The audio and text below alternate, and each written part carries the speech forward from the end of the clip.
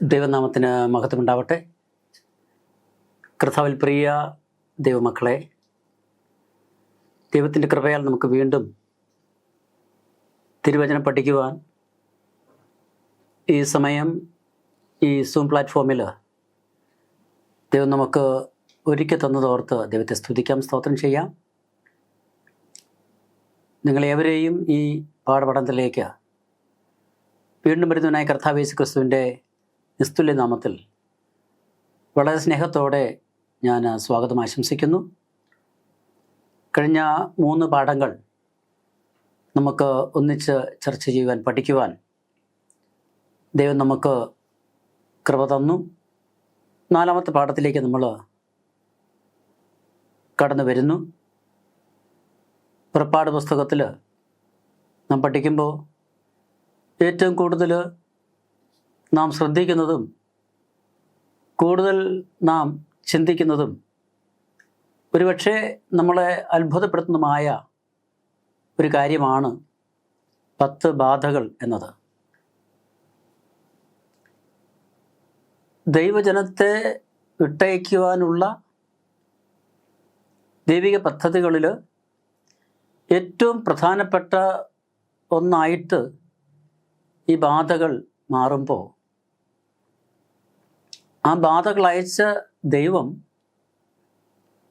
ആ ബാധകൾ അയക്കുവാനുള്ള കാരണം അതിലൂടെ ദൈവം മിസ്രയീം ജനത്തെയും ഫറവോനെയും മനസ്സിലാക്കി കൊടുക്കുവാൻ ആഗ്രഹിച്ച ആ വലിയ ദൂതിനെയും നമുക്ക് ഈ ബാധകളിലൂടെ മനസ്സിലാക്കാൻ സാധിക്കും.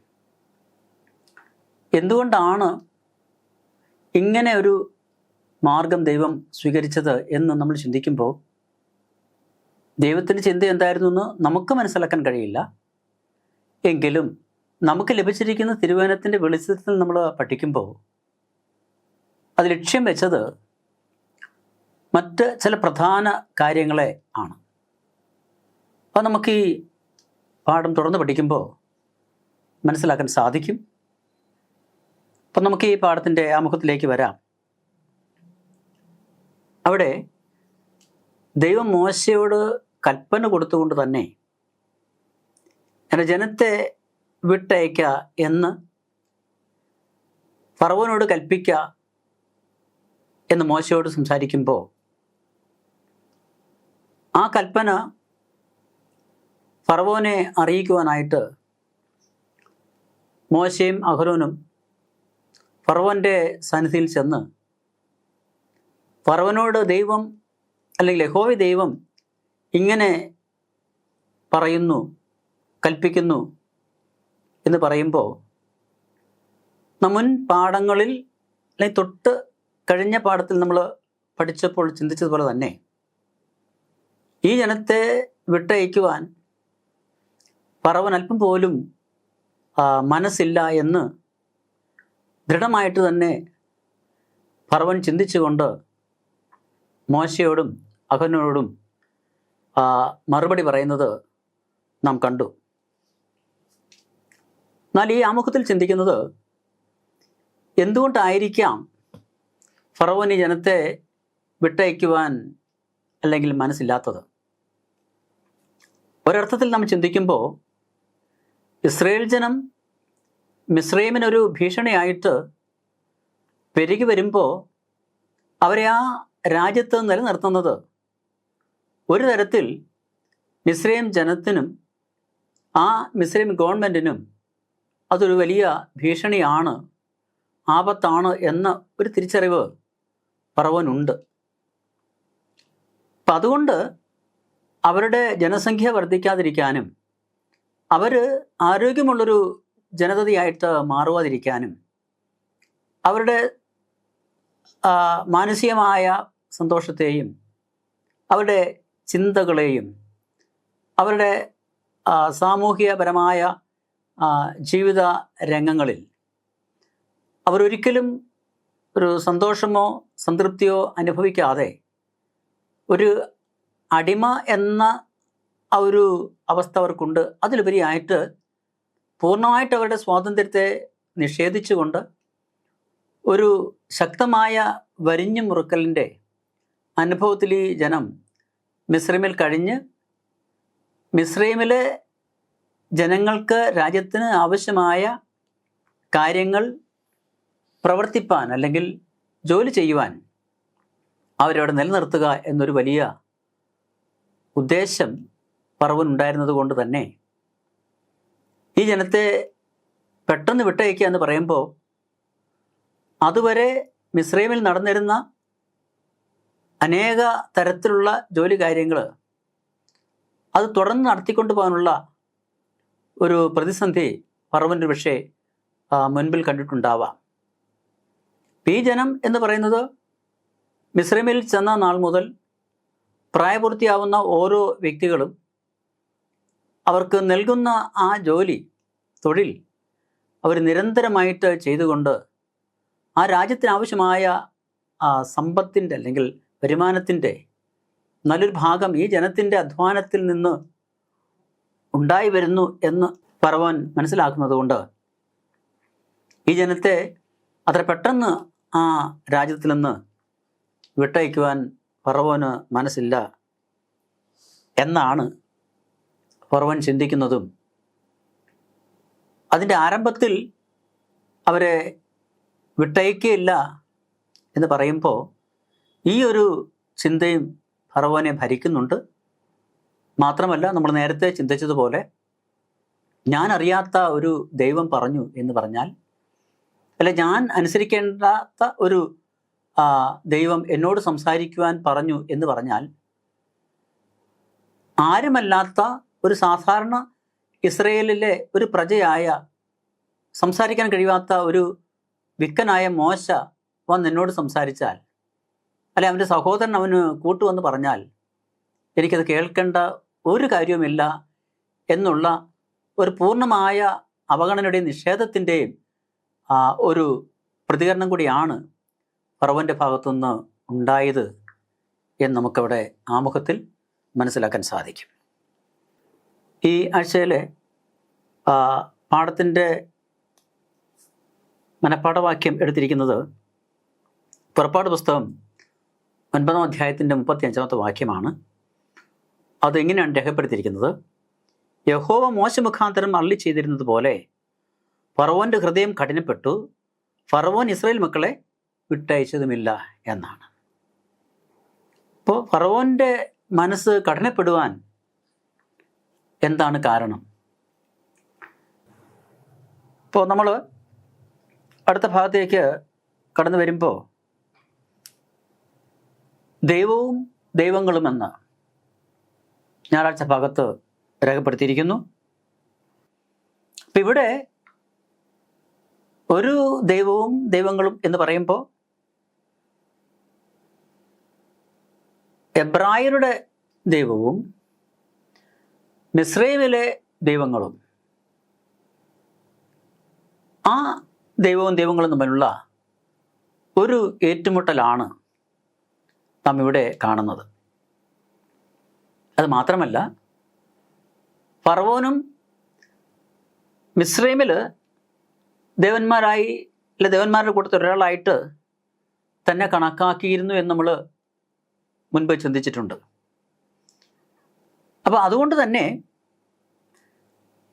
ഫറവോനും ആ മിസ്രൈമിലെ അനേക ദേവന്മാരുടെ കൂട്ടത്തിലോ അല്ലെങ്കിൽ ദൈവങ്ങളുടെ കൂട്ടത്തിലോ ഒരു ദൈവമായിട്ട് കണക്കാക്കിയതുകൊണ്ട് തന്നെ എബ്രായരുടെ ദൈവം പറയുന്ന കാര്യങ്ങൾ കേൾക്കുവാൻ ഫറവോൻ എന്ന് പറയുന്ന സ്വയം ദൈവമായിട്ട് അവതരിച്ച് അല്ലെങ്കിൽ അവരോധിച്ച് അധികാരത്തിലിരിക്കുന്ന ഫറവോൻ ഒരിക്കലും എബ്രായരുടെ ദൈവം പറയുന്ന കാര്യം കേൾക്കേണ്ട ഒരാവശ്യവും ഇല്ല. ഈ ഇസ്രയേലിൻ്റെ ദൈവം മിസ്രൈമിലെ ദൈവങ്ങളെ ന്യായം വിധിപ്പാൻ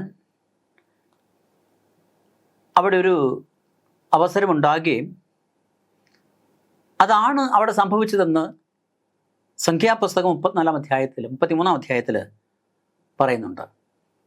യഹോവ അവരുടെ ദേവന്മാരുടെ മേൽ ന്യായവിധി നടത്തി എന്നാണ് അവിടെ രേഖപ്പെടുത്തിയിരിക്കുന്നത്.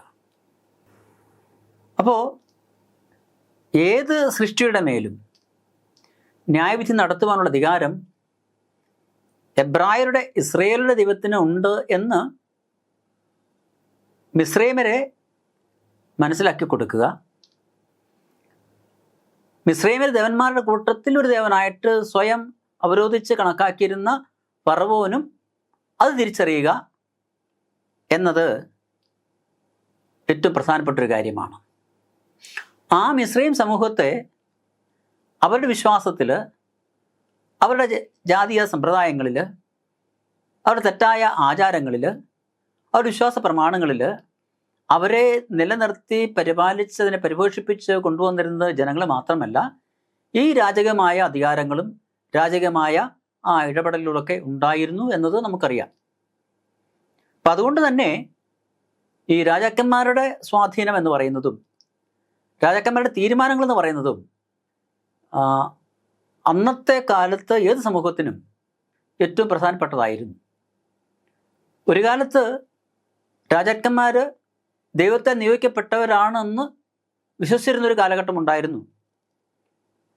അപ്പോൾ അങ്ങനൊരു തത്വം പല രാജ്യങ്ങളും നിലനിന്നിരുന്നു. എന്ന് പറഞ്ഞാൽ രാജാക്കന്മാർ ദൈവത്താൽ നിയോഗിക്കപ്പെട്ട വ്യക്തികളാണ് എന്ന് വിശ്വസിച്ചിരുന്ന ഒരു കാലമുണ്ട്.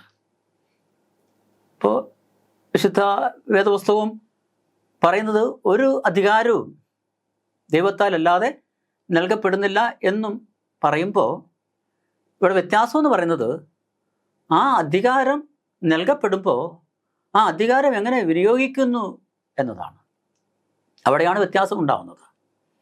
ഇപ്പം എല്ലാ അധികാരങ്ങളും ദൈവത്താൽ നൽകപ്പെട്ടതാണ് എന്ന് പറയുമ്പോൾ ദൈവം ഒരു വ്യക്തിക്ക് ഒരു അധികാരം നൽകുമ്പോൾ, ഒരു വ്യക്തിക്ക് ഒരു ഉത്തരവാദിത്വം നൽകുമ്പോൾ, ഒരു വ്യക്തിക്ക് ഒരു ദൗത്യം നൽകുമ്പോൾ ആ വ്യക്തി അതിനെ എങ്ങനെ അത് കൈകാര്യം ചെയ്യുന്നു, എങ്ങനെ നടപ്പാക്കുന്നു, എങ്ങനെ അത് അല്ലെങ്കിൽ പ്രയോജനപ്പെടുത്തുന്നു എന്നതും പ്രധാനപ്പെട്ട കാര്യമാണ്. ഇപ്പോൾ നമുക്കറിയാം ഐൻസ്റ്റീൻ ആറ്റം ബോംബ് ഉണ്ടാക്കിയത് നമുക്കറിയാം മനുഷ്യനെ നശിപ്പിക്കുവാനും കൊല്ലുവാനും അല്ലെങ്കിൽ യുദ്ധം ഉണ്ടാക്കാനും ആയിരുന്നില്ല എന്ന് ചിന്തിക്കുന്നുണ്ട്. ഒരുപക്ഷെ ആ സമയത്ത് അല്ലെങ്കിൽ ഈ ബോംബ് നിർമ്മിക്കുന്ന സമയത്ത് ഇങ്ങനെയുള്ള വലിയ യുദ്ധങ്ങളെക്കുറിച്ചുള്ള ചിന്ത ഐൻസ്റ്റീൻ്റെ ഹൃദയത്തിൽ ഉണ്ടായിരുന്നു എന്ന് നമുക്കറിയില്ല. പക്ഷേ അത് പ്രയോഗിക്കപ്പെട്ടത് ലോകത്തിന് വളരെ ശാപമാവുന്ന ഒരു അവസ്ഥയിലായിരുന്നു എന്നത് അത് പ്രയോഗിച്ചതിൻ്റെ വ്യത്യാസമാണ്. ഇന്ന് നമ്മുടെ കണ്ടുപിടുത്തങ്ങളൊക്കെയും അങ്ങനെ തന്നെയാണ്, ടെക്നോളജി അങ്ങനെ തന്നെയാണ്. അപ്പം ആ ഒരു അവസ്ഥയാണ് നമ്മളിവിടെയും കാണുന്നത്. അപ്പോൾ ഇവിടെ ആ രാജാവിൻ്റെ സ്വാധീനം, ഫറവോൻ്റെ സ്വാധീനം, ആ മിസ്രൈമിലെ തെറ്റായ വിശ്വാസങ്ങൾ, അവിടുത്തെ ദേവന്മാർ ദേവതകൾ എത്രമാത്രം മിഥ്യാമൂർത്തികളാണ് എന്ന്, ജീവനില്ലാത്ത ദൈവങ്ങളാണ് എന്ന് അവരെ തുറന്ന് കാണിച്ചുകൊണ്ട് അവരുടെ വിശ്വാസത്തിൻ്റെ അല്ലെങ്കിൽ അടിസ്ഥാനത്തിന് അല്ലെങ്കിൽ ആ വിശ്വാസത്തിൻ്റെ അതിൻ്റെ വേരുകൾ അത് അറുത്ത് മാറ്റുവാനുള്ള ഒരു വലിയ ഉദ്ദേശം ദൈവത്തിന് ഉണ്ടായിരുന്നു. അതിൻ്റെ ഒന്നാമത്തെ അനുഭവത്തിലേക്ക് നമ്മൾ വരുമ്പോൾ അല്ലെങ്കിൽ സംഭവത്തിലേക്ക് നമ്മൾ വരുമ്പോൾ മോശയും അഹരോനെയും ഫറവോൻ്റെ അടുക്കൽ വിടുമ്പോൾ ദൈവം പറഞ്ഞ് അവൻ്റെ കയ്യിലിരിക്കുന്ന വടി നിലത്തിടുക, അതൊരു സർപ്പമായിട്ട് മാറും. നീ അതിൻ്റെ വാലിൽ പിച്ചെടുക്കുക, അതിൻ്റെ കയ്യിൽ വീണ്ടും വടിയായി തീരും. മിസ്രൈമിലെ മന്ത്രവാദികളും അങ്ങനെ തന്നെ ചെയ്തു. അപ്പോൾ അവർ ചിന്തിച്ചു, ഇതിൽ എന്താണ് പ്രത്യേകത? ഫറവോനും ചിന്തിച്ചു, ഇപ്പം യഹോവ മോശയെ അയച്ചു, മോശ ഒരു അത്ഭുത പ്രവൃത്തി ചെയ്തു, അത് തന്നെ മിസ്രൈമിലെ മന്ത്രവാദികളും ചെയ്തപ്പോൾ മോശയുടെ ദൈവവും മിസ്രൈമിലെ മന്ത്രവാദികളും അല്ലെങ്കിൽ മന്ത്രവാദികളുടെ ശക്തിയും തമ്മിൽ ഒരു വ്യത്യാസവുമില്ല. അത് മോശയ്ക്ക് പ്രത്യേകിച്ചൊന്നും അവകാശപ്പെടുവാൻ ഇല്ല, അല്ലെങ്കിൽ പ്രത്യേകിച്ച് അതിനെക്കുറിച്ച് പറയുവാൻ ഒന്നും ഇല്ല. പക്ഷേ നാം അവിടെ കാണുന്നത് ഈ മന്ത്രവാദികളുടെ സർപ്പങ്ങളെ അല്ലെ പാമ്പുകളെ ഈ മോശയുടെ സർപ്പം വിഴുങ്ങി എന്ന് പറയുമ്പോൾ അവിടെ മിസ്രൈമിലെ അവർ വിശ്വാസമനുസരിച്ച് അവിടുത്തെ ആഭിചാരന്മാർ അവരുടെ സർപ്പത്തെ, മോശയുടെ സർപ്പം വിഴുങ്ങിയപ്പോൾ നെഹബ് കൗ എന്ന് പറയുന്ന ഒരു സർപ്പദേവൻ, ആ സർപ്പദേവൻ 7 സർപ്പങ്ങളെ വിഴുങ്ങിയ ഒരു സർപ്പമാണ്, അല്ലെ സർപ്പ ദൈവമാണ് എന്ന് അവർ വിശ്വസിച്ചിരുന്നു. അങ്ങനെ വലിയ ശക്തിയുള്ള വലിയ കാര്യങ്ങൾ പ്രവർത്തിച്ച ആ സർപ്പദേവനുള്ള മിസ്രൈമിൽ, ആ സർപ്പദേവനെ ആരാധിക്കുന്ന മിസ്രൈമിൽ മോശയുടെ സർപ്പം ആ സർപ്പങ്ങളെ വിഴുങ്ങിയപ്പോൾ ആദ്യമായിട്ട് അവിടുത്തെ ആഭിചാരന്മാർക്കും മാന്ത്രികന്മാർക്കും അല്ലെങ്കിൽ മന്ത്രവാദികൾക്കും ഒരാദ്യത്തെ ഷോക്ക് അവിടെ കിട്ടുകയാണ്. കാരണം അവരതുവരെ കരുതിയിരുന്ന ആത്മാക്കളെ ഉപയോഗിക്കുന്നവൻ എന്ന പേരിൽ മിസ്രൈമിൽ ഏർപ്പെട്ടിരുന്ന നെഹബ് കൗ എന്ന് പറയുന്ന ആ സർപ്പദേവൻ മോശയുടെ സർപ്പത്താൽ വിഴുങ്ങപ്പെട്ടപ്പോൾ, അല്ലെങ്കിൽ അവർ ഉണ്ടാക്കിയ സർപ്പക്കളെ മോശയുടെ സർപ്പം വിഴുങ്ങിയപ്പോൾ അവരാകെ ഒരുപക്ഷെ പരിഭ്രാന്തരായി കാണും. കാരണം അവർക്ക് മറ്റൊന്നും ചെയ്യാൻ കഴിഞ്ഞില്ല. അവർ സർപ്പങ്ങളെ, അല്ലെങ്കിൽ മോശ തൻ്റെ വടി നിലത്തിട്ടപ്പോൾ സർപ്പമായെങ്കിൽ അത് തന്നെ അവരും ചെയ്തു. പക്ഷെ വ്യത്യാസം, ആ മന്ത്രവാദികളുടെ സർപ്പങ്ങളെ മോശയുടെ സർപ്പം വിഴുങ്ങി എന്ന് പറയുമ്പോൾ അവരുടെ സർപ്പങ്ങളും സർപ്പദേവനും അവിടെ ഒന്നുമല്ലാത്തതായി, അല്ലെങ്കിൽ യാതൊരുവിധ അല്ലെങ്കിൽ ശക്തിയുമില്ലാത്തതായിട്ട് മാറി എന്ന് അവർക്ക് കാണാൻ കഴിഞ്ഞു. അപ്പോൾ ദേവന്മാരുടെ കൂട്ടത്തിൽ ഒരു ദേവനായിട്ട് അവരോധിച്ച ഫറവോനേക്കാൾ അധികാരവും ശക്തിയും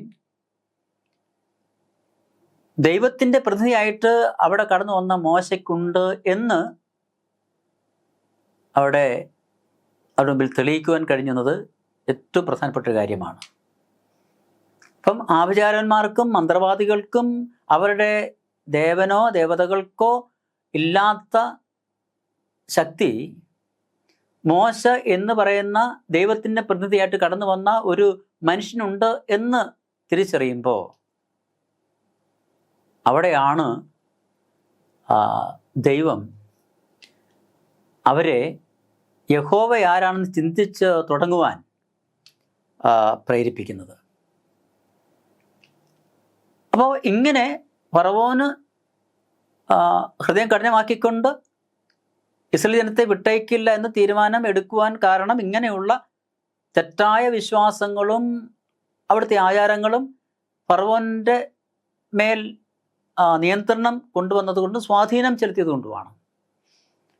ഇപ്പോൾ നമ്മുടെ ജീവിതത്തിൽ ഇത്തരത്തിലുള്ള ദൈവത്തെ അല്ലെങ്കിൽ വിട്ട് ദൈവത്തിനുപരിയായിട്ട് മറ്റേതെങ്കിലും കാര്യങ്ങൾ, മറ്റേതെങ്കിലും വിശ്വാസങ്ങൾ, മറ്റേതെങ്കിലും ആചാരങ്ങൾ, മറ്റേതെങ്കിലും പാരമ്പര്യങ്ങൾ നമ്മുടെ മേൽ ആധിപത്യവും സ്വാധീനവും ചെലുത്തുവാൻ നാം അനുവദിക്കുന്നുണ്ടോ?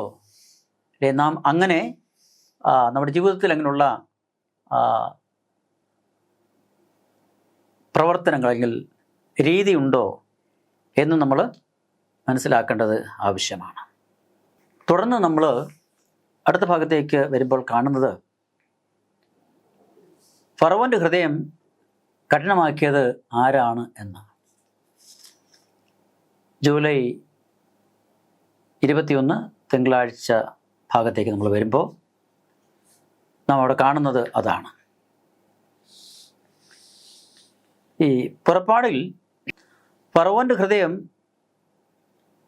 9 തവണ കഠിനമാക്കിയതിന് കാരണം ദൈവമാണെന്ന് പറഞ്ഞിട്ടുണ്ട്. പുറപ്പാട് 4:21, 7:3, 9:12, 10:1, 20, 27, 11:10, 14:4, 8, പിന്നെ റോമർക്ക് എഴുതിയ ലേഖനം, അപ്പോസ്തലൻ പൗലോസ് റോമർക്ക് എഴുതിയ ലേഖനത്തിൽ 9-ാം അധ്യായം 17, 18 വാക്യങ്ങളിൽ ഈ ഫറവോൻ്റെ ഹൃദയം കഠിനമാക്കിയത് യഹോവയാണ് എന്നും മറ്റൊരു 9 തവണ ഫറവോൻ സ്വന്തം ഹൃദയം കഠിനമാക്കിയതായിട്ട് പറയുന്നുണ്ട്. പുറപ്പാട് 7:13, 14, 22, 8:15, 19, 32, 9:7, 34, 35 വാക്യങ്ങളിൽ നമുക്കത് മനസ്സിലാക്കാൻ സാധിക്കും. ഇപ്പം എന്തുകൊണ്ടാണ് ഫറവോൻ്റെ ഹൃദയം കഠിനമാകുവാൻ കാരണം? പാഠത്തിൽ കൊടുത്തിരിക്കുന്ന ഒരു കാര്യം, ഇപ്പം ഫറവോൻ്റെ ഹൃദയം കഠിനമാക്കിയതിൻ്റെ കാരണക്കാരൻ ഫറവോൻ തന്നെയാണ് എന്നാണ്. കാരണം ഞാൻ നേരത്തെ പറഞ്ഞതുപോലെ ദൈവം നമ്മോട് സംസാരിക്കുമ്പോൾ ആ വാക്കുകൾ നമുക്ക് കേൾക്കുവാനും ആ വാക്കുകൾ നമുക്ക് വിശ്വസിക്കുവാനും ആ വാക്കുകൾ നമുക്ക് ഉൾക്കൊള്ളുവാനും കഴിയാതെ നാം അതിനോട് മറുത്ത് പെരുമാറുന്നുവെങ്കിൽ, അവഗണിക്കുന്നുവെങ്കിൽ, അതിനെ നാം പുറകിൽ എറിഞ്ഞു കളയുന്നുവെങ്കിൽ തീർച്ചയായിട്ടും നമുക്ക് നമ്മുടെ ആ മാനസികാവസ്ഥയിൽ നിന്ന് കുറച്ചുകൂടി കഠിനമായൊരു അവസ്ഥയിലേക്ക് അതിനുശേഷം കടന്നു പോകാൻ കഴിയും. അതിൻ്റെ ഉദാഹരണമാണ് ഞാൻ ആദ്യം പറഞ്ഞ കുറ്റകൃത്യങ്ങൾ ചെയ്യുന്ന വ്യക്തികളെ സംബന്ധിച്ച്.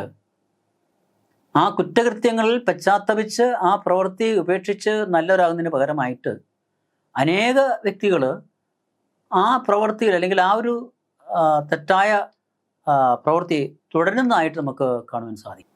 ഇപ്പോൾ പുറപ്പാട് പുസ്തകം 4:21 രേഖപ്പെടുത്തിയിരിക്കുന്നത്, ഇപ്പം ഈ ഹൃദയം കഠിനമാക്കുക, ദൈവത്തിൻ്റെ ആവശ്യം നിരാകരിക്കുക, മോശയുടെ വാക്കുകൾ കേൾക്കാതിരിക്കുക, ഇസ്രായേൽ ജനത്തോട് ഒരു ദയ കാണിക്കാതിരിക്കുക, അവരെ വിടുവിക്കുവാനുള്ള ഒരു തീരുമാനത്തിലേക്ക് കടന്നു വരാതിരിക്കുക, ഇതൊക്കെ ഫറവോൻ സ്വന്തമായിട്ട് ആലോചിച്ചെടുത്ത തീരുമാനങ്ങളാണ്. അപ്പം അതുകൊണ്ട് അവൻ്റെ മനഃപൂർവമായ പ്രവൃത്തിയെ ദൈവം ശക്തിപ്പെടുത്തി, അല്ലെങ്കിൽ അതിനെ ഒന്നുകൂടി ഉറപ്പിച്ചു എന്നാണ് നമ്മൾ മനസ്സിലാക്കുന്നത്. കാരണം ഒരു വ്യക്തിക്ക് മനഃപൂർവമായിട്ട് തൻ്റെ സ്വഭാവം, തൻ്റെ ജീവിതം, തൻ്റെ പ്രവൃത്തി മാറ്റുവാനോ തിരുത്തുവാനോ നല്ല അല്ലെങ്കിൽ ഒരു അവസ്ഥയിലേക്ക് വരുവാനോ കഴിയില്ലെങ്കിൽ, അതിന് സാധിക്കുന്നില്ല എങ്കിൽ ആർക്കും ആ വ്യക്തിയെ സഹായിക്കുവാൻ കഴിയില്ല അല്ലേ?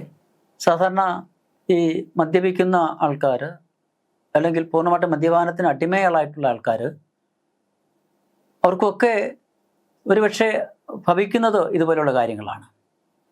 കാരണം ആ ഒരു പ്രവൃത്തിയിൽ, ആ ഒരു ശീലത്തിൽ അവർ തുടർന്ന് പോരുന്നത് കൊണ്ട് അവരുടെ ഹൃദയം അല്ലെങ്കിൽ അവരുടെ ജീവിതം പൂർണ്ണമായിട്ടും അതിന് അടിപ്പെട്ടു പോയതുകൊണ്ട്, അല്ലെങ്കിൽ കീഴ്പ്പെട്ടു പോയതുകൊണ്ട്, അതിൽ നിന്ന് അവർക്ക് ഉള്ളിൽ ആഗ്രഹമുണ്ടെങ്കിൽ പോലും ആ ഒരു സ്വഭാവത്തിൽ നിന്ന് അവർക്ക് അവരെ മാറ്റിയെടുക്കാൻ കഴിയാതെ വരുന്നു. അതുതന്നെയാണ് വാസ്തവം പറഞ്ഞാൽ ഇവിടെ ഫറവോനും സംഭവിക്കുന്നത് എന്ന് നമുക്ക് കാണാം. ഇവിടെ പറയുന്നത്, അവൻ്റെ സ്വന്തം ദുഷ്ടപ്രേരണകൾക്ക് അവനെ തന്നെ വിട്ടുകൊടുത്തു. ഇപ്പം നാശത്തിൽ നിന്ന് തടഞ്ഞു നിർത്തുന്ന ദൈവകൃപയില്ലാതെ ദൈവം അവനെ എന്ത് ചെയ്തു? ഉപേക്ഷിച്ചു. അവനൊരല്പം ചിന്ത മനസ്സിൽ കടന്നു വന്നെങ്കിൽ, അല്ല, ഞാൻ ഈ ദൈവത്തിൻ്റെ വാക്ക് ശ്രവിക്കണമോ, യഹോവ മോശ മുഖാന്തരം പറയുന്ന കാര്യങ്ങൾ ഞാൻ കേൾക്കണമോ, എന്താണ് യഹോവ പറയുന്നത്, ആരാണ് യഹോവ, യഹോവയുടെ പ്രവൃത്തി, അല്ലെ യഹോവ ആരാണ് എന്ന് എങ്കിലും മോശയോട് ചോദിച്ച് മനസ്സിലാക്കുവാനുള്ളൊരു മനസ്സ് ഫറവോനുണ്ടായിരുന്നില്ല അല്ലേ? അവൻ്റെ ശബ്ദം കേൾക്കാൻ യഹോവ ആരാണ് എന്ന് ചോദിക്കുമ്പോൾ ആ യഹോവ ആരാണെന്ന് അറിയാനല്ല ഫറവോൻ ചോദിക്കുന്നത്, അവൻ ആരുമായിക്കൊള്ളട്ടെ, എനിക്ക് അതിലെന്താണ് കാര്യം എന്നാണ്. ഇപ്പോൾ തെറ്റും ശരിയും, അല്ലെ നന്മയും തിന്മയും, അല്ലെങ്കിൽ അനുസരണവും അനുസരണക്കേടും തിരഞ്ഞെടുക്കുവാനുള്ള സ്വാതന്ത്ര്യം ദൈവം നമുക്ക് തന്നിട്ടുണ്ട്. അല്ല, ദൈവം ഒരിക്കലും ഒരു വ്യക്തിയെയും നിർബന്ധിച്ച് നീ നല്ലതേ ചെയ്യാവൂ, അല്ലെ നീ തെറ്റേ ചെയ്യാവൂ, നീ നന്മയെ പ്രവർത്തിക്കാവൂ, അല്ലെ നീ തിന്മയെ പ്രവർത്തിക്കാവൂ എന്ന് ആരോടും ദൈവം സംസാരിച്ചില്ല, പറഞ്ഞിട്ടില്ല.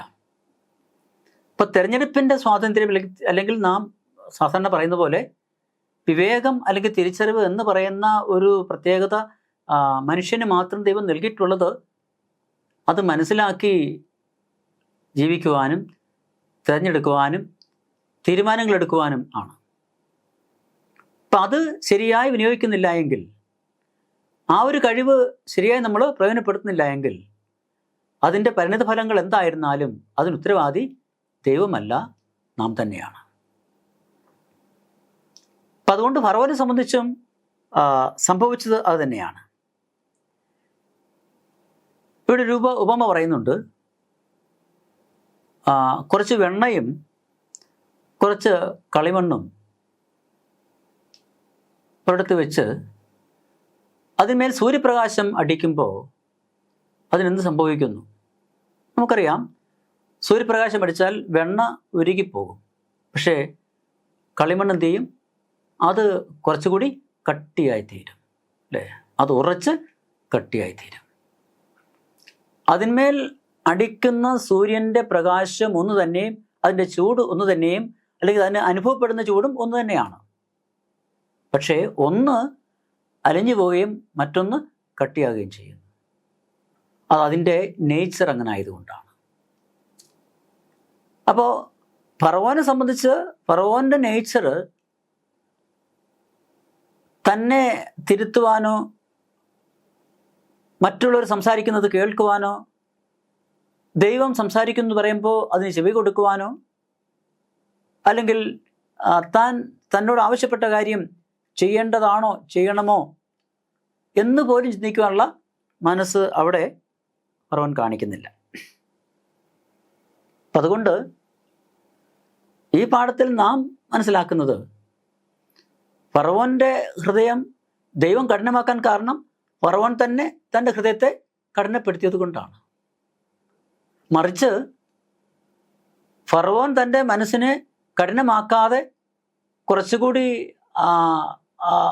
മോശ പറയുന്ന കാര്യം കേൾക്കുവാനുള്ള ഒരു മനസ്സും ഒരു താഴ്മയും, അല്ലെങ്കിൽ ഒരു അല്പം തന്നെ താഴ്ത്തി അത് ശ്രവിക്കാനുള്ള മനസ്സും ഫറവോൻ ഉണ്ടായിരുന്നുവെങ്കിൽ അത് ഗ്രഹിക്കുവാനുള്ള കൃപ അല്ലെങ്കിൽ കഴിവ് ദൈവ ഫറവോന് കൊടുക്കുമായിരുന്നു. അപ്പോൾ പ്രിയ ദൈവമക്കളെ, നാം ഇതിൽ നിന്ന് മനസ്സിലാക്കുന്ന പാഠം എന്ന് പറയുന്നത്,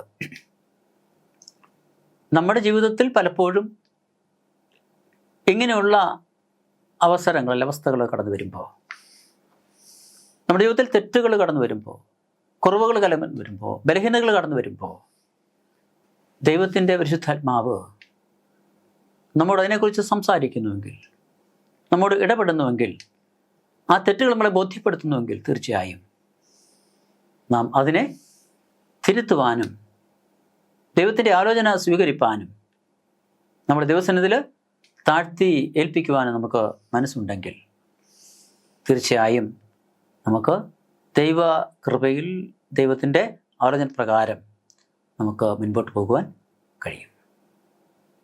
അതാണ് നമ്മൾ ഈ ഒരു ഭാഗത്തുനിന്ന് മനസ്സിലാക്കാൻ കഴിയുന്നത് എന്ന് ഞാൻ ചിന്തിക്കുന്നു. നാം അടുത്ത ഭാഗത്തേക്ക് വരികയാണ്. ജൂലൈ 22 ചൊവ്വാഴ്ച. ആദ്യത്തെ 3 ബാധകളെക്കുറിച്ച് അവിടെ പറയുന്നുണ്ട്. ആ 3 ബാധകൾ നമുക്കറിയാം. നൈൽ നദിയിലെ വെള്ളം അല്ലെങ്കിൽ വെള്ളം രക്തമായി മാറി. 3 മിസ്രയീം ദേശം തവളകളെ കൊണ്ട് നിറഞ്ഞു. അടുത്തത് മിസ്രയീം മുഴുവനും പൊടി അല്ലെങ്കിൽ ഇന്ന് പേനായിട്ടത് മാറി എന്നതാണ് ഈ 3 ബാധകളെക്കുറിച്ച് പറയുന്നത്.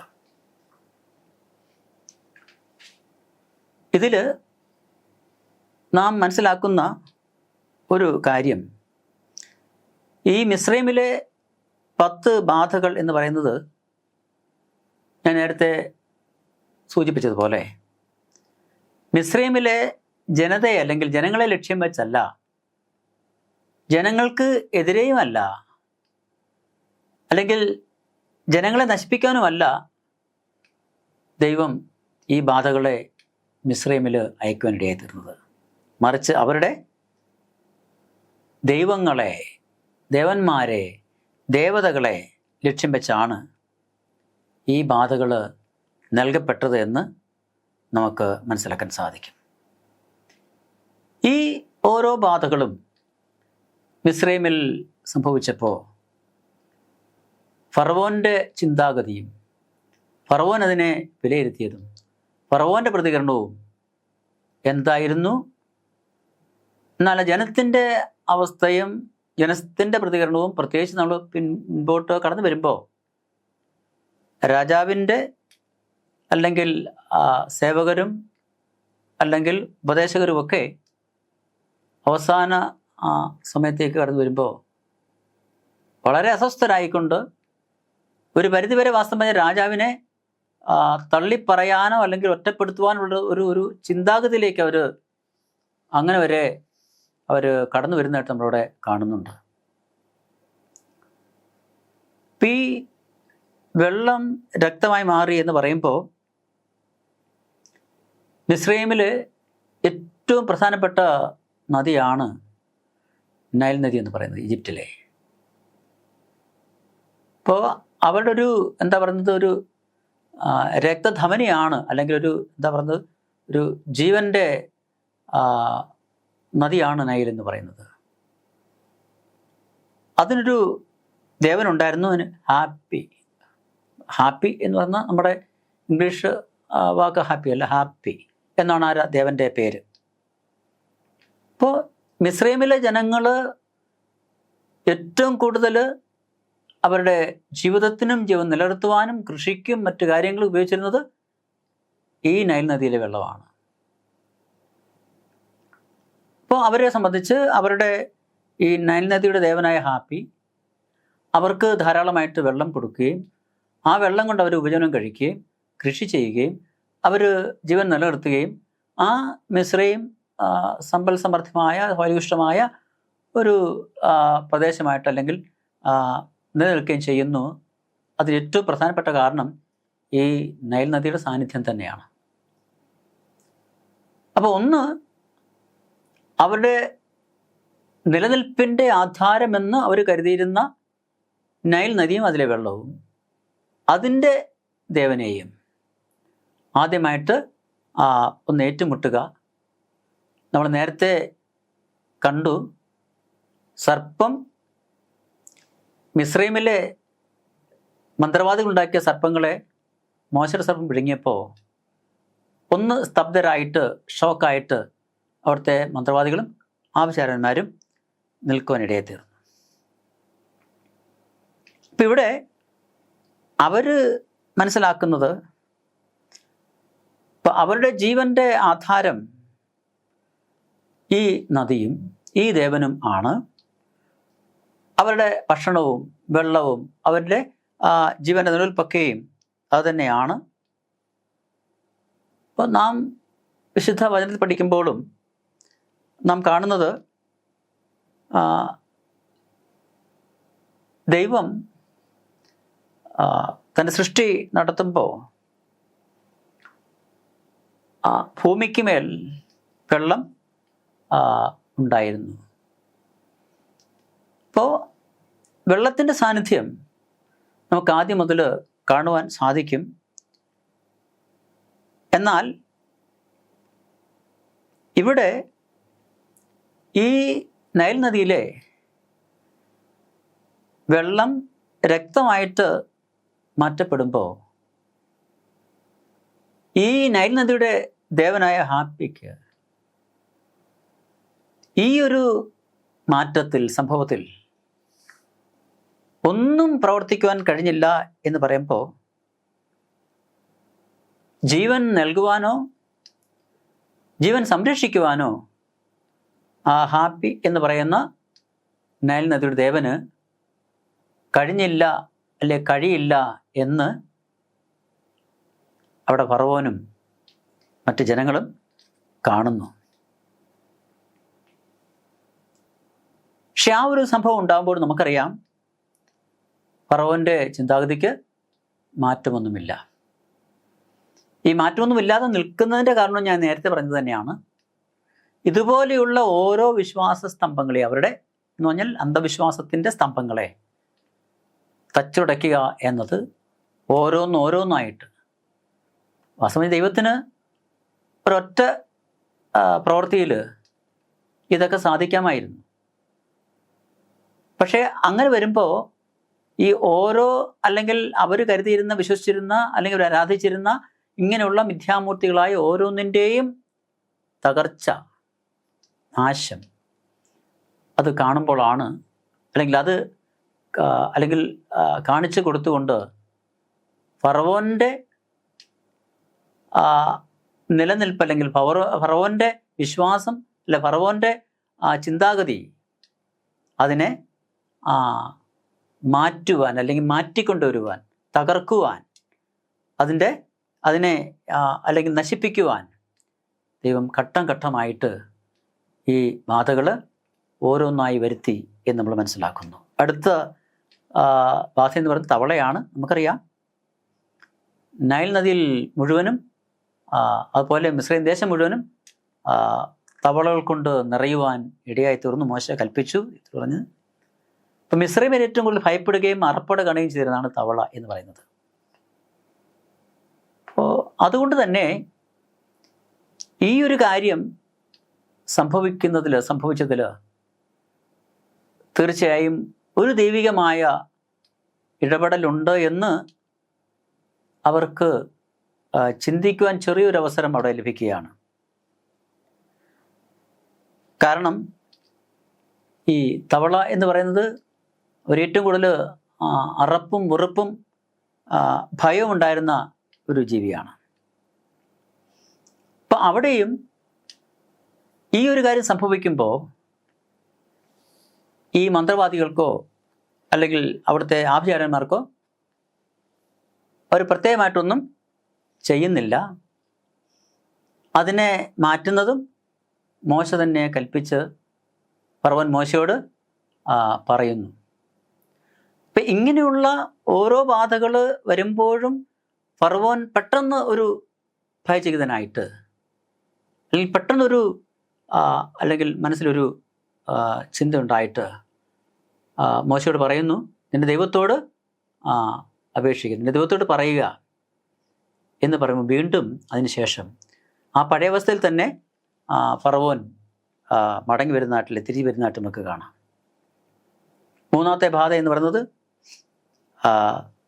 പേനാണ്. ദേശത്ത് മുഴുവനും പേൻ കൊണ്ട് നിറഞ്ഞു. പക്ഷേ അതിനെയും ഒന്നും ചെയ്യുവാൻ ഈ മന്ത്രവാദികൾക്ക് കഴിഞ്ഞില്ല. അതുകൊണ്ട് അവർ അതിനെ ഒരു അടയാളമായിട്ടല്ല, ദൈവത്തിൻ്റെ ഒരു വിരലാണത് എന്ന് പറയുവാൻ. എങ്കിൽ പോലും തൻ്റെ ചിന്താഗതിയിൽ നിന്നൊരല്പം പോലും ഒരു ഇളക്കം വരുത്തുവാൻ ഫറവോൻ അവിടെ മനസ്സ് കാണിക്കുന്നില്ലെന്നതാണ്. പക്ഷെ ഈ പേൻ ദേശത്ത് വ്യാപിച്ചപ്പോൾ അത് ദൈവത്തിൻ്റെ ഒരു ഇടപെടൽ അതിലുണ്ട് എന്ന് അവിടുത്തെ മന്ത്രവാദികൾക്ക് തന്നെ ചിന്തിക്കുവാൻ ഇടയായി തീർന്നു. പക്ഷെ എന്നിട്ടും അത് ഫറവോന് ചിന്തിക്കുവാനോ അല്ലെങ്കിൽ അവർ ഫറവോനോട് പറഞ്ഞ കാര്യത്തിൽ തൻ്റെ മനസ്സിന് ഒരു മാറ്റം ഉണ്ടാക്കുവാനോ ഫറവോന് കഴിഞ്ഞില്ല. അടുത്ത ഭാഗത്തേക്ക് നമ്മൾ വരുമ്പോൾ ജൂലൈ 23 ബുധനിൽ അടുത്ത ബാധകളായ നായിച്ച, പിന്നെ തുടർന്ന് വരുമ്പോൾ കൽമഴ, അതുപോലെ മൃഗങ്ങൾമേൽ ഉണ്ടായ പരിക്കുകളെക്കുറിച്ച് നമ്മളിവിടെ കാണുന്നുണ്ട്. ഇവിടെ മിസ്രൈമിലെ ഒരു ദേവതയാണ് ഉവാച്ചിറ്റ്. ഈ ദേവത എന്ന് പറയുന്നത് ഈച്ചയുടെ, അതുപോലെ ചതുപ്പ് നിലങ്ങളുടെ, അതുപോലെ തന്നെ ഖെപ്രിയ എന്ന് പറയുന്ന ഒരു ദേവൻ. ആ ദേവനെ ചിത്രീകരിക്കുന്നത് ഈച്ചയുടെ തലയോടുകൂടിയാണ്. അതുപോലെ മറ്റ് ചില ദേവന്മാരും ദേവതകളൊക്കെ മിസ്രൈമിൽ ഉണ്ടായിരുന്നു. ഈ നായിച്ച് മിസ്രൈമിൽ അയച്ച് കഴിഞ്ഞപ്പോൾ ഈ ഈച്ചയുടെ അല്ലെങ്കിൽ ചതുപ്പ് നിലങ്ങളുടെ അല്ലെങ്കിൽ ഉദയസൂര്യൻ്റെയും സൃഷ്ടിയുടെയും പുനർജന്മത്തിൻ്റെയും ദേവനായ കെപ്രിയെ ഈച്ചയുടെ രൂപത്തിൽ അല്ല ഈച്ചയുടെ തലയോട് കൂടി ചിത്രീകരിക്കുന്ന ഈ ദേവനും ദേവതകളും ഒക്കെ ഈ ഒരു നായീച്ചയുടെ ആക്രമണത്തിൽ നിന്നല്ല ശല്യത്തിൽ നിന്ന് ഈ ഇസ്രായേലിലെ ജനത്തെയും അവരെ തന്നെയും രക്ഷിക്കുവാൻ കഴിഞ്ഞില്ല എന്ന് നമുക്ക് അവിടെ കാണാൻ കഴിയുന്നുണ്ട്. അപ്പം ഈ നായീച്ച അയച്ചപ്പോൾ അതുപോലെ കന്നുകാലികളുടെ മേലും അല്ലെങ്കിൽ മൃഗങ്ങളുടെ മേലും ഉണ്ടാവുന്ന പരുക്കൾ ഇപ്പോൾ പ്രത്യേകിച്ച് കന്നുകാലിയുടെ മേൽ അല്ലെങ്കിൽ കന്നുകാലികളെ സംരക്ഷിക്കുന്ന മിസ്രൈമി ദേവതയായ ഹാത്തോർ ഉണ്ട്. അതുപോലെ പുരാതന മിസ്രൈമിൽ ഉണ്ടായിരുന്ന ഒരു ദേവനായിരുന്നു, കാളയുടെ ദേവനാണ് ആപ്പീസ് എന്ന് പറയുന്നത്. ആഫീസ് അല്ല ആപ്പീസ്. അപ്പം അങ്ങനെ ജനങ്ങൾ ഏറെ ബഹുമാനിക്കപ്പെടുകയും ബഹുമാനിക്കുകയും ആരാധിക്കുകയൊക്കെ ചെയ്തിരുന്ന ഇതുപോലെയുള്ള ആപ്പീസ്, ഹാത്തോർ തുടങ്ങിയതൊക്കെ മിസ്രൈമിലെ കന്നുകാലികളുടെ അല്ലെങ്കിൽ കാള ദേവനായ ദേവന്മാരും ഒക്കെ ആയിരുന്നു. ഈ നായീച്ച വന്നപ്പോൾ അതുപോലെ കന്നുകാലികളുടെയും മൃഗങ്ങളുടെയും അല്ലെങ്കിൽ ഒക്കെ പുറത്ത് ഈ പരുക്കൾ വന്നപ്പോൾ, വ്രണങ്ങൾ വന്നപ്പോൾ ഈ പറയുന്ന ഹാത്തോറിനോ അല്ലെ ഈ പറയുന്ന ആപ്പീസിനോ അല്ലെ ഈ പറയുന്ന ഉവാച്ചിറ്റ് എന്ന് പറയുന്ന ദേവന്മാർക്കോ ദേവതകൾക്കൊന്നും ഒന്നും ചെയ്യുവാൻ കഴിഞ്ഞില്ല. ഒരു വ്യത്യാസവും അവിടെ ഉണ്ടായില്ല. പക്ഷെ ഇങ്ങനെ നമ്മൾ നേരത്തെ കണ്ടതുപോലെ മിസ്രൈമിലെ ജനത്തിനെതിരെയല്ല, അവിടുത്തെ ദേവതകളെയും ദേവന്മാരെയും അല്ലെങ്കിൽ ഇല്ലാതാക്കുക അവർക്കെതിരെയാണ് ഇസ്രായേലിൻ്റെ ദൈവമായ എബ്രായരുടെ ദൈവമായ ജീവനുള്ള ദൈവം അല്ലെങ്കിൽ കടന്നു വന്നത് അല്ലെങ്കിൽ തീരുമാനിച്ചത് എന്ന് നമ്മളിവിടെ കാണുന്നുണ്ട്. അതിനുശേഷം മിസ്രൈമിലേക്ക് അല്ലെങ്കിൽ മിസ്രൈമിൽ ദൈവം അയക്കുന്ന ബാധ എന്ന് പറയുന്നത് കൽമഴയാണ്. നാം അവിടെ മനസ്സിലാക്കുന്നത് അവിടെ മുതൽ അല്ലെങ്കിൽ ആ ബാധ മുതൽ ദൈവത്തിൻ്റെ ജനത്തിൻ്റെ ദൈവജനത്തിൻ്റെ അല്ലെങ്കിൽ ഇസ്രായേൽ ജനത്തിൻ്റെ ഒരു സംരക്ഷണം അവിടെ നമ്മൾ കാണുകയും അതുമുതലുള്ള ബാധകൾ ഇസ്രായേൽ ജനത്തിൽ നിന്ന് അല്ലെങ്കിൽ ഒരു വേർപാടുണ്ടാകുകയും വിടുതലുണ്ടാകുകയും അവരെ ദൈവം പ്രത്യേകമായിട്ട് സംരക്ഷിക്കുകയും ചെയ്യുന്നതായിട്ട് നമുക്ക് മനസ്സിലാക്കാൻ സാധിക്കും. ഇപ്പോൾ ഈ ആറാമത്തെ ബാധയിൽ ഇപ്പോൾ വൈദ്യശാസ്ത്രത്തിൻ്റെയും മാന്ത്രികതയുടെയും ജ്ഞാനത്തിൻ്റെ ദൈവമായ ദേവതയാണ് ICC എന്ന് പറയുന്നത്. അപ്പോൾ യുദ്ധത്തിൻ്റെയും പകർച്ചവ്യാധികളുടെയും ദേവതയാണ് ഇംഹോടെപ്പ്. വൈദ്യത്തിൻ്റെയും രോഗശാന്തിയുടെയും ദൈവമാണ് ദേവതയാണ്. ഈ കൽമഴ ദേശത്ത് മിസ്രൈമിലുണ്ടാകുമ്പോൾ ഈ ദേവന്മാർക്കോ ദേവതകൾക്കൊന്നും അവിടെ ഒന്നും ചെയ്യുവാൻ കഴിഞ്ഞില്ല എന്ന് മാത്രമല്ല, ഇപ്പോൾ മന്ത്രവാദികൾക്കോ അല്ലെങ്കിൽ ശകുനവാദികൾക്കോ രാജാവിൻ്റെ സന്നിധിയിൽ വരുവാനോ ഇത്രയും ബാധകൾ മിസ്രൈമിൽ വന്നിട്ട് അതിനൊരു പോംവഴി കണ്ടെത്തുവാനോ അതിൻ്റെ കാഠിന്യം കുറയ്ക്കുവാനോ അതില്ലാതാക്കുവാനോ അടുത്തൊരു ബാധ വരാതിരിക്കാനുള്ള അല്ലെങ്കിൽ അതിനെ തടയാനുള്ള ഒരു കാര്യങ്ങളും പറയുവാനോ നിർദ്ദേശിക്കുവാനോ ആലോചിക്കുവാനോ അവിടുത്തെ മന്ത്രവാദികൾക്കോ ശകുനവാദികൾക്കോ പോലും കഴിഞ്ഞില്ല. ഈ കൽമഴ ദേശത്തിന്മേൽ അയക്കും മിസ്രൈമിൽ അയക്കുമ്പോൾ ഈ മന്ത്രവാദികൾക്കും ശകുനവാദികൾക്കും ഈ ഫറവോൻ്റെ സാന്നിധ്യത്തിൽ നിൽക്കുവാൻ പോലും അല്ലെങ്കിൽ കടന്നു വരാൻ പോലും കഴിഞ്ഞിരുന്നില്ല. കാരണം ഇതിനൊക്കെ മറുപടി പറയേണ്ടതും ഈ ദേവന്മാരും ദേവതകളും എന്തുകൊണ്ട് അല്ലെങ്കിൽ പ്രതികരിക്കുന്നില്ല, പ്രവർത്തിക്കുന്നില്ല, അവർ എന്തുകൊണ്ട് അവരുടെ ശക്തി ഉപയോഗിക്കുന്നില്ല എന്നൊക്കെ ഫറവോൻ ചിന്തിക്കുകയും അല്ലെങ്കിൽ ഇവരോട് ചോദിക്കുകയും അല്ലെങ്കിൽ ഇവർ അങ്ങോട്ടും ഇങ്ങോട്ടും സംസാരിക്കുകയൊക്കെ ചെയ്യുമ്പോഴും അവർക്ക് ഒന്നും ചെയ്യാൻ കഴിയാത്ത ഒരവസ്ഥയിലാണ് അവർ എന്നത് അവർ മനസ്സിലാക്കുമ്പോൾ ആ നിസ്സഹാവസ്ഥയും അവരുടെ ശക്തിഹീനതയും അല്ലെങ്കിൽ അവർ അതുവരെ വിശ്വസിച്ചിരുന്ന കാര്യങ്ങൾ ഇപ്പോൾ വിശ്വസിക്കാൻ കഴിയാത്തതും പ്രവർത്തിക്കാൻ കഴിയാത്തതും ഒന്നും വന്ന് ഫറവോനോട് പറയാൻ കഴിയാത്തൊരു സാഹചര്യവും അവർക്കുണ്ട്. ആ ഒരു അവസ്ഥയിലാണ് അവരും ആയിരിക്കുന്നത്. ഓരോ ഘട്ടമായിട്ട് ഓരോ പ്രാവശ്യവും ദൈവം ഓരോ ബാധകളെ അയക്കുമ്പോൾ അവരുടെ തെറ്റായ ആചാരങ്ങളെയും വിശ്വാസത്തെയും പൂർണ്ണമായിട്ട് തുറന്ന് കാണിച്ചുകൊണ്ട്, അല്ലെങ്കിൽ തന്നെ പൊളിച്ചുകൊണ്ട് ദൈവം മോശ മുഖാന്തരം മിസ്രൈമിൽ പ്രവർത്തിക്കുമ്പോൾ ആ ഫറവോൻ്റെയും മിസ്രൈമിലെ ജനത്തിൻ്റെയും നമുക്കറിയാം അവസാനം ജനങ്ങളെ സംബന്ധിച്ച് അവരെത്രമാത്രം അസ്വസ്ഥരായിട്ട് മാറുകയും, അല്ലെങ്കിൽ ഈ ഉപദേശകന്മാരും മന്ത്രവാദികളും ഒക്കെ തന്നെ എത്ര അസ്വസ്ഥരായിട്ട് പിന്നീട് മാറുന്നു എന്ന് നമുക്കവിടെ തുടർന്ന് കാണുവാൻ കഴിയും. അപ്പം അതുകൊണ്ട് പ്രിയ ദൈവമക്കളെ, ഈ ആധുനിക കാലഘട്ടത്തിൽ സാങ്കേതിക പരിജ്ഞാനവും ലോകത്തിൻ്റെ ജ്ഞാനവും ഒക്കെ ദാനിയേൽ പ്രവചനം പറയുന്നത് പോലെ ഏറ്റവും അധികമായിട്ട് വർദ്ധിച്ചു വരുന്ന ഈ കാലഘട്ടങ്ങളിൽ ജീവിക്കുന്ന മനുഷ്യർ പോലും ഈ ഫറവോൻ ചിന്തിച്ചിരുന്നത് പോലെ അന്നത്തെ കാലഘട്ടത്തിലെ മന്ത്രവാദികളും ശകുനവാദികളും ആചാര്യന്മാരും ചിന്തിച്ചിരുന്നത് പോലെ തന്നെ ഇന്നും ചിന്തിക്കുന്ന അനേകായിരങ്ങൾ ഈ പുരോഗതി പ്രാപിച്ച, വളർച്ച പ്രാപിച്ച നമ്മുടെ സമൂഹത്തിലുണ്ട് എന്നത് നമ്മൾ മറന്നു പോകരുത്.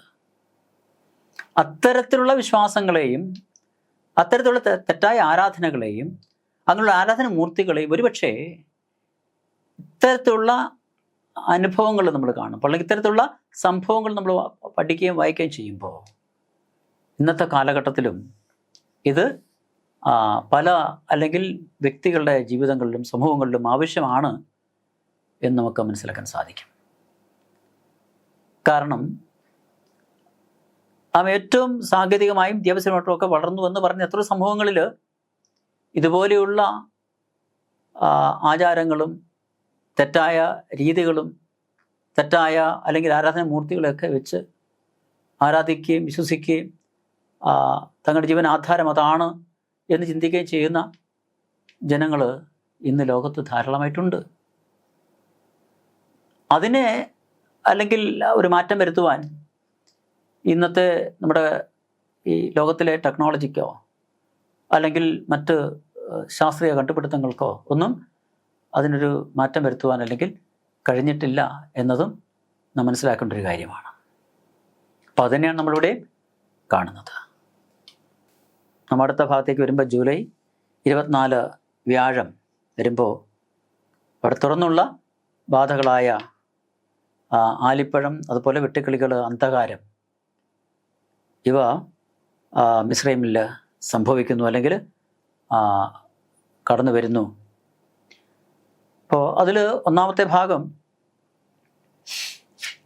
ആകാശവിധാനത്തിലെയും സ്വർഗങ്ങളുടെയും മിസ്രൈമിൻ ദേവതയായിരുന്നു നട്ട് എന്ന് പറയുന്ന ദേവത. ഇപ്പോൾ ആകാശത്തിന് കീഴിലും ഭൂമിയിലും സംഭവിക്കുന്ന എല്ലാ കാര്യങ്ങളും നിയന്ത്രിക്കുന്നതും ഈ ദേവതയായിരുന്നു. അവിടെയാണ് എബ്രായരുടെ അല്ലെങ്കിൽ ഇസ്രായേലിന്റെ ദൈവമായ യഹോവ ആലിപ്പഴം പൊഴിക്കുന്നത്. അവിടെ നമുക്കറിയാം, പ്രത്യേകിച്ച് ഒരു കാര്യവും ഈ ദേവതകളോ ദേവന്മാരോ ചെയ്യുന്നതായിട്ട് കാണുന്നില്ല. മാത്രമല്ല, വിളകളുടെയും ഫലപുഷ്ടിയുടെയും ദേവനായിരുന്നു ഒസിരിസ് എന്ന് പറയുന്നത്. ഈ ആലിപ്പഴം വീണ് അല്ലെങ്കിൽ ദേശം നശിച്ച് പോവുകയും വൃക്ഷങ്ങൾ അല്ലെങ്കിൽ സസ്യങ്ങൾ, കൃഷികൾ നശിച്ചു പോവുകയും ചെയ്യുമ്പോൾ ഇതിനെതിരെ ഒന്നും പ്രവർത്തിക്കാൻ കഴിയാത്ത ഒസിരിസ് ദേവനോ ആകാശത്തെയും അല്ലെങ്കിൽ പോലെ ആകാശത്തിലുള്ള ഭൂമിയിലെയും സംഭവിക്കുന്ന സകല കാര്യം നിയന്ത്രിക്കുന്ന നട്ട് എന്ന് പറയുന്ന ദേവതയ്ക്കൊന്നും കഴിയുന്നില്ല. അപ്പോൾ എത്ര കൃത്യമായിട്ട് എന്ന് പറഞ്ഞാൽ ആ മിസ്രൈമിലെ പ്രധാനപ്പെട്ട ദേവന്മാരെയോ ദേവതകളെയോ ലക്ഷ്യം വെച്ചുകൊണ്ട് യഹോവ ദൈവം ബാധകളെ അയക്കുന്നു. ഈ ഫറവോനും അതുപോലെ ജനങ്ങൾക്കും അത് മനസ്സിലാക്കി കൊടുക്കുവാൻ. അതുപോലെ വെട്ടുക്കിളികൾ ഈ വന്ന് സകല പച്ച വൃക്ഷങ്ങളും സസ്യങ്ങളും ഇലകളും തിന്ന് നശിപ്പിക്കുമ്പോൾ അവിടെ കൊടുങ്കാറ്റിൻ്റെയും യുദ്ധത്തിൻ്റെയും ദേവനായ സേത്തുണ്ട്, അന്തരീക്ഷത്തിൻ്റെ ദൈവമായ സെറാപ്പീസ് ഉണ്ട്, അതുപോലെ മറ്റ് ദേവന്മാരും മിസ്രൈമിൽ ഉണ്ട്. ഈ വെട്ടുക്കിളികളുടെ വരവ്, വെട്ടുക്കിളികൾ ഉണ്ടാക്കുന്ന നാശം, വെട്ടുക്കിളികൾ അല്ലെങ്കിൽ ഒന്ന് സകലതും നശിപ്പിച്ച് കളയുമ്പോഴും ഈ പറയുന്ന സേത്ത് എന്ന് പറയുന്ന ദേവനോ അല്ലെങ്കിൽ ഐസിസ് എന്ന് പറയുന്ന ദേവനോ അല്ലെങ്കിൽ സെറാപ്പീസ് എന്ന് പറയുന്ന ദേവനോ ഒന്നും പ്രവർത്തിക്കുവാൻ കഴിയുന്നില്ല എന്നത് വീണ്ടും നമ്മൾ കാണുന്നു. അത് പറയുന്ന ഇതാണ്: മിസ്രൈമിലെ ദേവന്മാരിൽ ഒരാൾക്കും ദൈവത്തിൻ്റെ ന്യായവിധികളെ തടയാൻ കഴിഞ്ഞില്ല എന്ന് മോശയുടെ പുറപ്പാട് പുസ്തകം 10-ാം അധ്യായത്തിൻ്റെ 4 മുതൽ 20 വരെയുള്ള വേദഭാഗങ്ങളിൽ രേഖപ്പെടുത്തിയിട്ടുണ്ട്. മാത്രമല്ല യെശയ്യാ പ്രവചനം 44-ൻ്റെ 9, 10, 12 പിന്നെ 17 വരെയുള്ള വാക്യങ്ങളിലും നമുക്ക് ഈ ഒരു സംഭവത്തെക്കുറിച്ച് രേഖപ്പെടുത്തിയിരിക്കുന്നത് കാണുവാൻ കഴിയും. ഇത്രയും കാര്യങ്ങൾ സംഭവിക്കുമ്പോൾ ഇത്രയും പ്രധാനപ്പെട്ട മിസ്രൈമിലെ ദേവന്മാരും ദേവതകളും യഹോവയായ ദൈവത്തിനു മുമ്പാകെ ഒന്നുമല്ല എന്ന് മന്ത്രവാദികളും ആഭിചാരന്മാരൊക്കെ മനസ്സിലാക്കുമ്പോൾ ഇസ്രയേലിനെ വിട്ടയക്കണമെന്ന് ഫറവോനോട് അവൻ ദാസന്മാർ സംസാരിക്കുകയും അവനെ പ്രേരിപ്പിക്കുകയും ചെയ്യുന്നുണ്ട്. അപ്പോൾ ഇനി ഇത്തരം ബാധകൾ മിസ്രൈമിൽ വരുവാൻ അനുവദിച്ചാൽ മിസ്രൈം എന്ന് പറയുന്ന ആ സാമ്രാജ്യവും അവരുടെ അല്ലെങ്കിൽ വിശ്വാസവും ജീവിതമൊക്കെ ഒന്നുമല്ലാതായി തീരും, അല്ലെങ്കിൽ അത് ശൂന്യമായി തീരും. പിന്നെ അവരുടെ നിലനിൽപ്പോ അവരുടെ അല്ലെങ്കിൽ അവരുടെ സമൂഹമൊന്നും ഒന്നുമല്ല, അല്ലെങ്കിൽ ഒരു അർത്ഥവും അതിനില്ല, അല്ലെങ്കിൽ അതിൽ നിലനിൽക്കാന്ന് പറയുന്നത് തന്നെ ഒരു ലക്ഷ്യമില്ലാത്ത പ്രയോജനമില്ലാത്തൊരു കാര്യമായിട്ട് മാറാൻ ഇടയുണ്ട്, അല്ലെങ്കിൽ മാറും എന്നുള്ള ചിന്തയാണ്. ഈ ഒരു സന്ദർഭം വന്നപ്പോഴത്തേക്കെങ്കിലും ഇസ്രായേൽ ജനത്തെ വിട്ടയക്കാനുള്ളൊരു തീരുമാനത്തിലേക്ക് കടന്നു വരുവാൻ ഈ ഫറവോൻ്റെ ദാസന്മാർ അവനെ പ്രേരിപ്പിക്കുന്നത്. പക്ഷേ നമ്മൾ മനസ്സിലാക്കുന്നത് ഫറവോൻ ഈ ജനത്തെ വിട്ടയക്കാം എന്ന് പറയുമ്പോഴും അവരെ പൂർണ്ണമായിട്ട് വിട്ട് കൊടുക്കുവാനോ ദൈവത്തെ ആരാധിക്കുവാൻ വിടുവാനോ ഫറവോൻ അവിടെ മനസ്സ് കാണിക്കുന്നില്ല. ഇപ്പോൾ വാസ്തവം പറഞ്ഞ ഒരു സമൂഹത്തെ പ്രതിനിധീകരിക്കുന്ന ഒരു രാജ്യത്തിൻ്റെ ഭരണാധികാരിയായിരിക്കുന്ന ഒരു ഫറവോൻ തൻ്റെ രാജ്യത്ത് തൻ്റെ ജനങ്ങൾക്ക് നേരിടുന്ന പ്രയാസങ്ങളും പ്രതിസന്ധികളും വിഷമങ്ങളും എത്രമാത്രമാണ് എന്ന് കണ്ട് മനസ്സിലാക്കിയിട്ടും അത് താൻ എന്ന് പറയുന്ന ഒരു വ്യക്തിയുടെ മാത്രം അല്ലെങ്കിൽ അഭിമാനത്തിൻ്റെ ഒരു വിഷയമാണ് എന്ന് ചിന്തിക്കുമ്പോൾ തൻ്റെ ജനങ്ങളും രാജ്യവും എന്താണ് എന്ന് ഒന്ന് ചിന്തിക്കുവാനുള്ള ആലോചിക്കുവാനുള്ള ഒരു അല്പം താഴ്മയുള്ള മനസ്സ് ഫറവോന് ഉണ്ടാവുന്നില്ല എന്നതാണ്. ഇനി അടുത്ത ഏറ്റവും പ്രധാനപ്പെട്ട 2 ദേവന്മാരാണ്. ഒന്ന് അറ എന്ന് പറയുന്ന സൂര്യദേവനും പിന്നെ തോത്ത എന്ന് അവർ പേര് കൊടുത്ത് വിളിക്കുന്ന ചന്ദ്രദേവനും. നമുക്കറിയാം ഈ സൂര്യദേവനെ പുരാതന കാലങ്ങളിൽ അനേക രാജ്യങ്ങളിൽ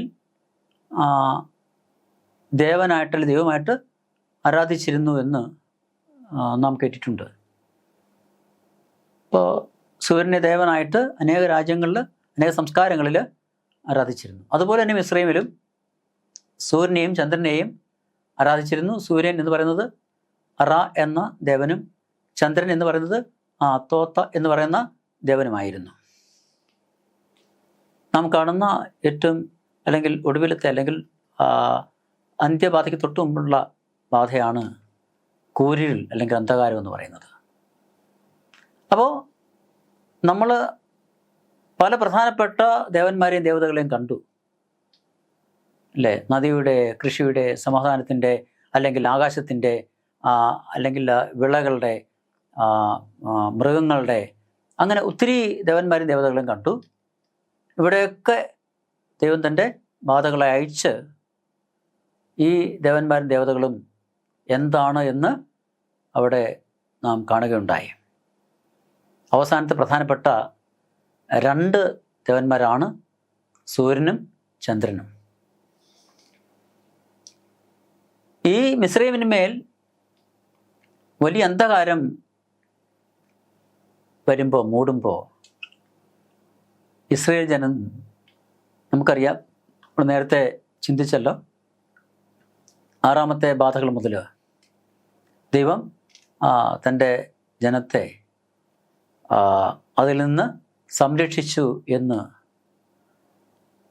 അതെന്തുകൊണ്ടായിരിക്കാം അങ്ങനെ ദൈവം ചെയ്യുവാൻ ഇടയായി തീർന്നത് എന്ന് പറയുമ്പോൾ, ഫറവോനും മിസ്രൈമിലെ മന്ത്രവാദികൾക്കും ശകുനവാദികൾക്കും ജനങ്ങൾക്കൊക്കെ ഈ ഇസ്രായേൽ ജനം ആരുടെ മക്കളാണ്, ആരുടെ ജനമാണ് എന്നും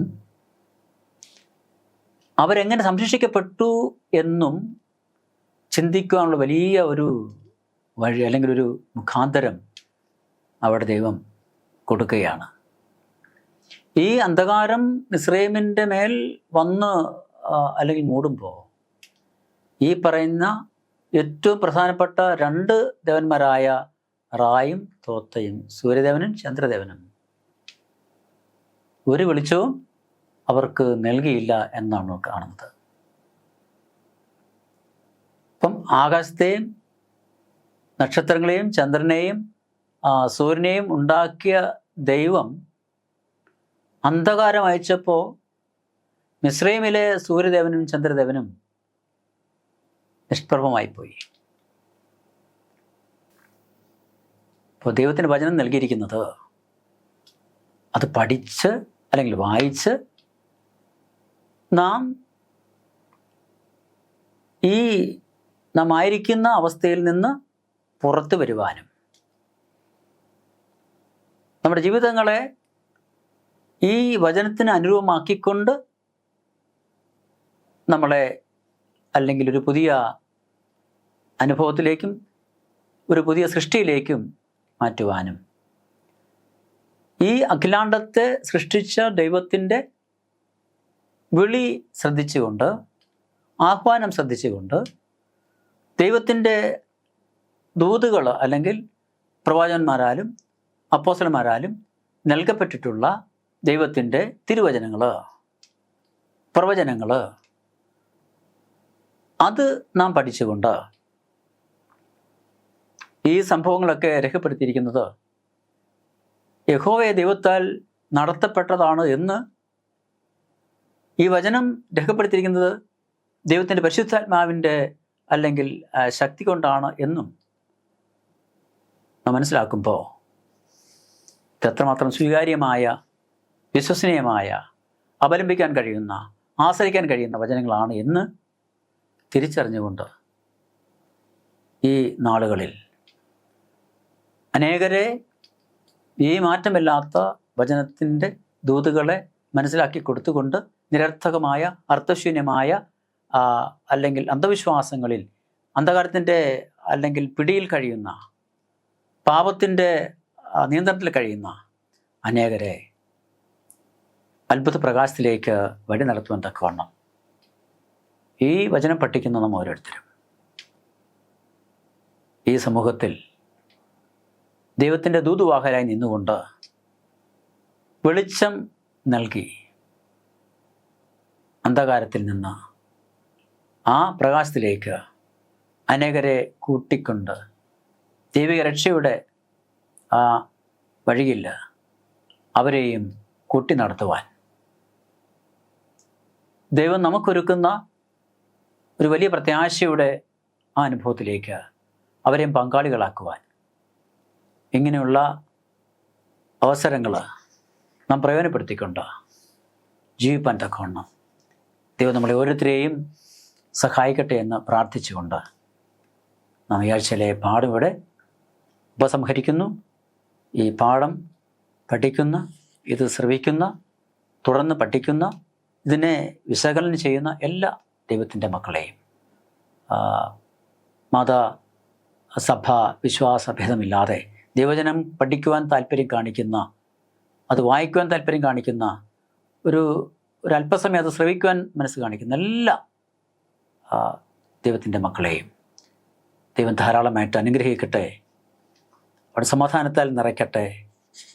നമ്മുടെ ജീവിതപാതയിൽ ദൈവം വെളിച്ചമായി നമുക്ക് തീരട്ടെ എന്ന് പ്രാർത്ഥിച്ചുകൊണ്ട് ഞാൻ പാഠം ഉപസംഹരിക്കുന്നു.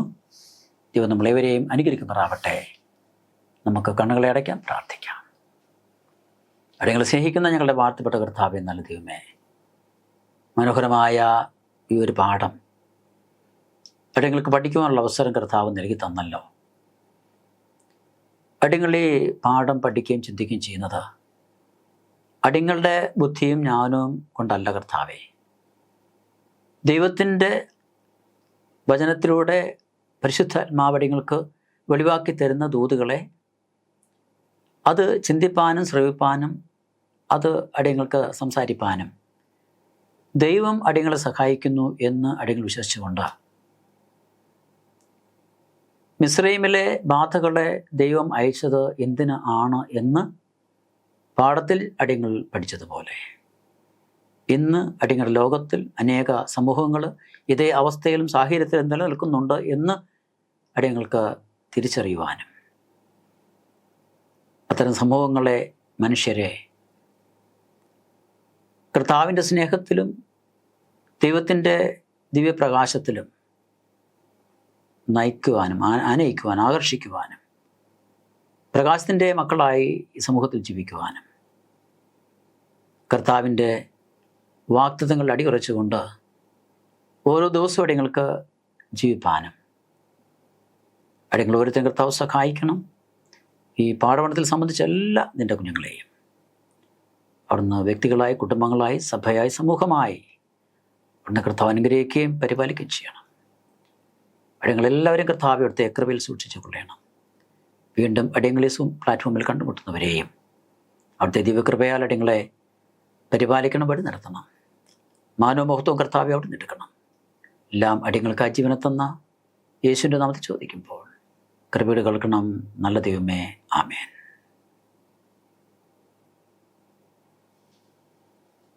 വീണ്ടും കാണും കർത്താവിൻ്റെ സ്നേഹത്തിൽ നിലനിൽപ്പാൻ ദൈവം നമ്മളെ സഹായിക്കട്ടെ. ആമേൻ.